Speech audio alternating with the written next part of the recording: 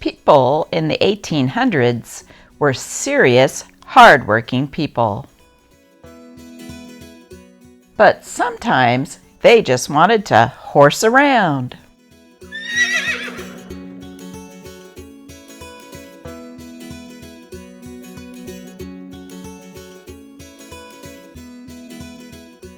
This is the 5th video from the newspaper, the Oregon State Journal, dated March 31st, 1883.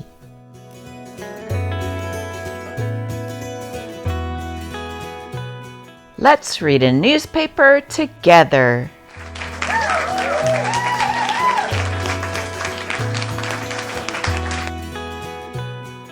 Real estate. Property now for sale. The following is a partial list of property offered for sale through this office. 2-story building on Willamette Street, almost new with good barn, rents for $19 per month, price $1,500.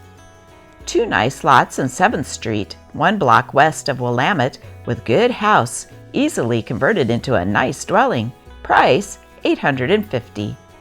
1 whole block near University, nice location for residences, being high and rolling, will be sold all together or in lots for $250 each. Nice dwelling with nearly 6 lots and barn and fruit trees on Willamette Street. Very cheap, $1,300. A curious calculation.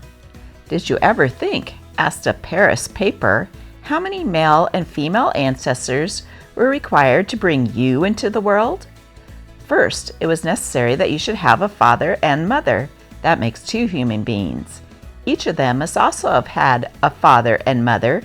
That makes 4 human beings. Each of those 4 must have had a father and mother. That makes 8 human beings. And so we must go back for 56 generations, which brings us only to the time of Jesus Christ. The calculation thus resulting shows that this many births must have taken place. That's almost a sextillion. How monstrous the calculation becomes if we carry it back 6,000 years. How ghastly it becomes if we push it back 250,000 years. Just count 3 generations to a century, or 30 to every 1,000 years, and reckon up the history of one individual.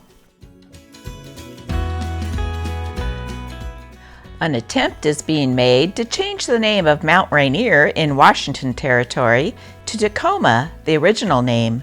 The Indian name Tacoma will hereafter be used in the guidebooks and other publications of the Northern Pacific Railroad and the Oregon Railway and Navigation Company.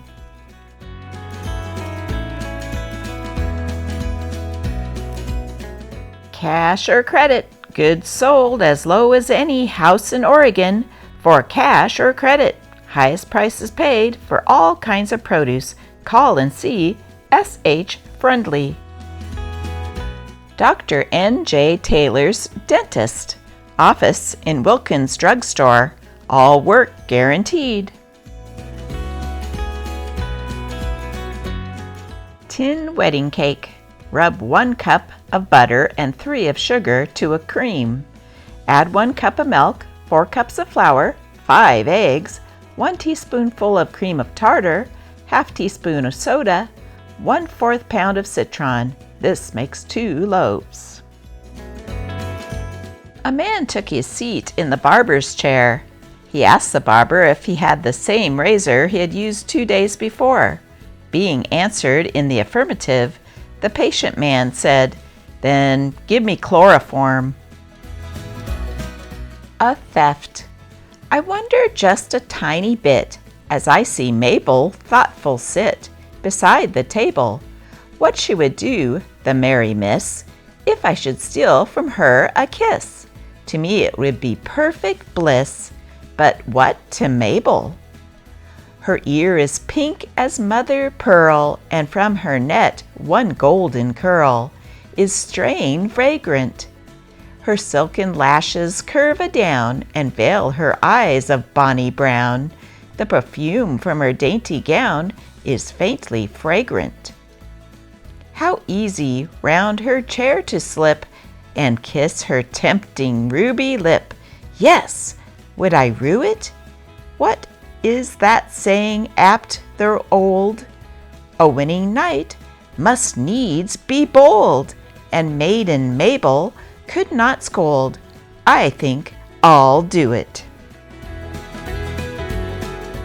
Talmage on snorers.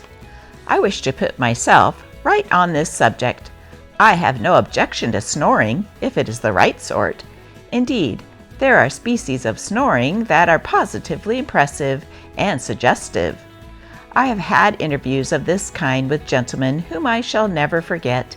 I have arisen sometimes and lit the gas to look upon the face of such gentlemen occupying the same apartments in the crowded hotels.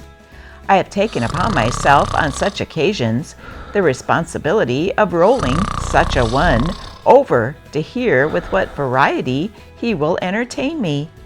I have returned to my pillow astounded at his capacity and wondered whether it was natural or an acquired taste. To satisfy my curiosity, I have projected my pillow in the direction of the nasal performer and have been amply rewarded with new varieties of notes. I have heard one person assuming many varieties in the course of an hour. First, beginning with a soft breathing like that of a bashful novice, it rises up into a steady, strong breathing, as if every inspiration were a hard pull.